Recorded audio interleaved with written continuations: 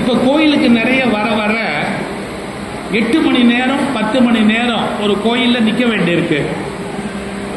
அப்படி நின்று நீங்க சாமி கும்பிடணும்னு நினைச்சா கூட அதுக்கு நேரம் கிடையாது. திருப்பதியில எப்படி ஜருகண்டின்னு வெளியில விரட்டுவானோ அது மாதிரி எந்த கோயிலையும் இப்ப நிக்கிறதுக்கு நேரம் கிடையாது. போ போ போ அப்படின்னு தர்ம தரிசனத்துல வர்றவங்கள விரட்டுவாங்க. தர்ம தரிசனத்துல வர்றவங்கள விரட்டுவாங்க. இது தர்ம தரிசனம்னா வேற ஒரு கியூல வர்றாங்களே அதுக்கு என்ன பேரு? இது தர்ம தரிசனம்னா அதுக்கு என்ன பேரு? அதர்ம தரிசனம்னு பேரு. புரியுதா? அது அதர்ம தரிசனம். காசு கொடுத்துட்டு சாமியை பார்க்க போறது, விஐபி ரேங்க்ல கோயிலுக்குள்ள போறது, பட்டம் பதவி எல்லாத்தோடையும் கோயிலுக்குள்ள போறது அதர்ம தரிசனம். எழுதி வச்சுங்க. இது தர்ம தரிசனம், அது அதர்ம தரிசனம். இருக்கட்டும். இந்த அதர்ம தரிசனத்துல போறவங்க நிக்க வச்சு பட்டு கட்டுவாங்க, பரிவட்டம் கட்டுவாங்க, மாலை போடுவாங்க. ஏன்னா அவங்க எல்லாம் ரொம்ப பெரியவங்க அப்படிங்கறது இல்ல. அவங்களால பூஜை பண்றவங்களுக்கு சில லாபம் இருக்கு. அவங்களுக்கு சில லாபம் இருக்கு. எல்லாமே ஒரு குடுக்கல் வாங்கல் தானே. வாழ்க்கையே ஒரு குடுக்கல் வாங்கல் தானே. நம்ம பொண்ணு கொடுத்த இடம் மட்டும் சம்பந்தி இல்லை. இந்த உலகத்தில் இருக்கிற எல்லாருமே நம்ம சம்பந்தி தான். என்னத்தையோ ஒண்ணு கொடுக்கிறோம், என்னத்தையோ ஒண்ணு எடுக்கிறோம். அத்தனை பேரும் சம்பந்தி தான். ஆச்சுங்களா? இதுதான் கோயில். 8 மணி நேரம் 10 மணி நேரம் வெயிட் பண்ணா நாம சாமியை பார்க்கிறோம் அப்படிங்கிற உணர்வு இன்னைக்கு பல பகுதியில் கூடி இருக்கு. 8 மணி நேரம் நம்ம ஆபீஸ்ல போய் வேலை பார்க்கிறோமே, அதுவும் ஒரு கோயில் அப்படிங்கிற எண்ணமும், நாம பார்க்கிற வேலை ஒரு வழிபாடு அப்படிங்கிற எண்ணமும் இந்த இந்தியாவில் என்ன கேட்டா சுதந்திரம் அடைந்த பிறகு வந்திருந்தா, சரியான அந்த எண்ணம் வந்திருந்தா 2000வது ஆண்டில் இந்த நாடு வளர்ச்சி பெற்ற வல்லரசு நாடாக மாறி இருக்கும்.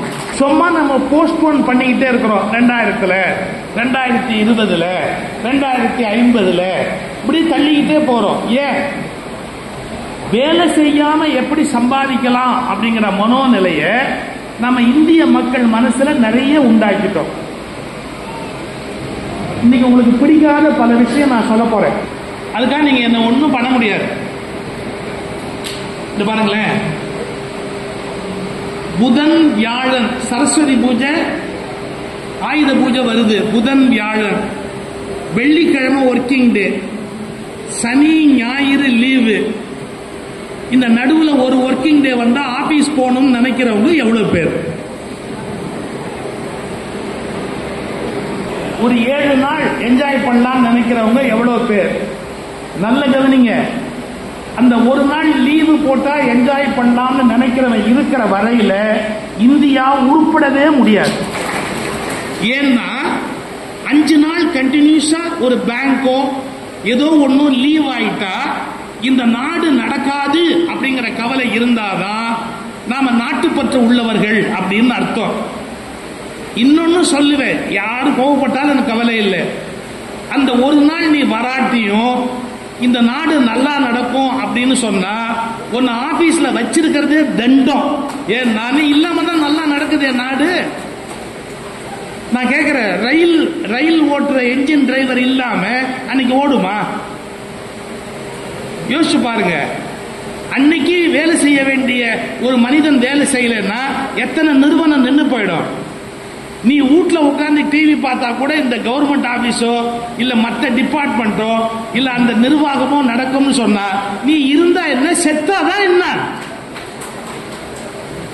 நான் வர வர ரொம்ப கோவப்படுறேன். அது வேற விஷயம்.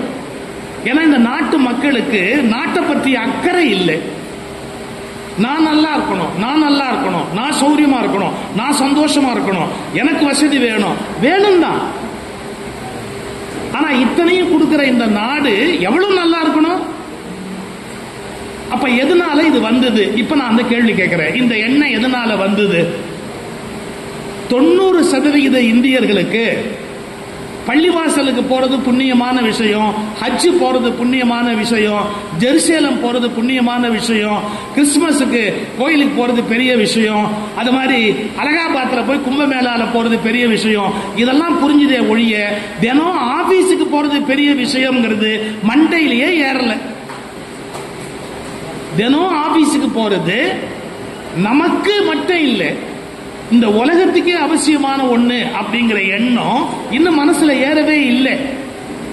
ஒரு பஸ் டிரைவரால ஆயுத பூஜை அன்னைக்கு லீவ் போட முடியுமா? ஆயுத பூஜை லீவுக்கு எல்லாரும் ஊருக்கு போகணும்னா, ஏன் தீபாவளிக்கு எல்லாரும் ஊருக்கு போகணும்னா போக்குவரத்து கழக டிரைவர் லீவு போடாம நைட் ஷிப்ட் சேர்த்து பார்த்தாதான் லட்சம் பேர் அடுத்த ஊருக்கு போக முடியும். இப்ப நான் கேள்வி கேட்கிறேன், ஆயுத பூஜைக்கு வீட்டுல போய் உட்கார்ந்து டிவி பார்த்தவன் இந்தியாவுக்கு தேவையா? நீங்க எல்லாம் வீட்டுக்கு போறதுக்கு பஸ் ஓட்டிக்கிட்டு வந்த டிரைவர் இந்த நாட்டுக்கு தேவையா? அவங்க இல்லைன்னா என்ன ஆயிருக்கும்? அந்த 1,00,000 பேர் அவன் சொந்த ஊருக்கு போயிருக்க முடியுமா? முடியாது இல்ல. அவன் 4 கிழமை பார்த்தானா? பார்க்கல இல்ல. தீபாவளி அன்னைக்கு பஸ் ஓட்டுறாருல ஒருத்தர், யோசிச்சு பாருங்க. அப்ப நம்ம மனசுல என்ன செட் ஆயிடுச்சு? கோயிலுக்கு போறதுதான் தெய்வீகம், அதுதான் சாமி கும்பிடுறது, அவர்கிட்ட நம்ம விசுவாசமா இருக்கணும், கடவுளுக்கு பயப்படணும், நம்ம கடவுள்கிட்ட ஏமாற்றக்கூடாது. கடவுளிடம் எப்படி நீங்கள் ஏமாற்றக்கூடாதோ அப்படி இந்த பாரத தாயிடத்திலும் ஏமாற்றக்கூடாது என்ற எண்ணம் வந்தால் மட்டும்தான் ஒரு நாடு கோயிலாக ஆக முடியும். இதுதான் என்னுடைய விருப்பம், அதுக்கானதான் என்னுடைய போர். சரியா சொல்றதா இருந்தா